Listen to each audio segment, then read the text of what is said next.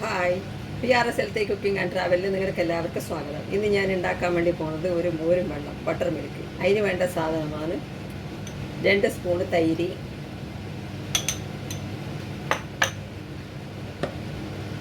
കുറച്ച് മല്ലിച്ചപ്പ്, കുറച്ച് 2 ഇല കരിയാപ്പില, ഒരു 2 ഇല പുതിന, ഒരു ചെറിയ പച്ചമുളക്, ഒരു ചെറിയ ഇഞ്ചി കഷ്ണം, കുറച്ച് 1/2 സ്പൂൺ ജീരകം, കുറച്ച് വെള്ളം, ആവശ്യത്തിൻ്റെ ഉപ്പ്. ഇതെല്ലാം നമ്മൾ മിക്സിയിൽ അങ്ങ് ഇട്ടിട്ട് ഒന്ന് ഗ്രൈൻഡ് ആക്കിയിട്ട് എടുക്കാം.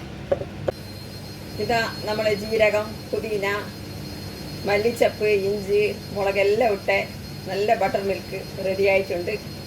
ഇത് ഇനി പുളി കുറവുള്ളവർക്ക് ഒരു കഷ്ണം നാരങ്ങയും കൂടി ഇതിൻ്റെ അകത്ത് ആഡ് ചെയ്യുക.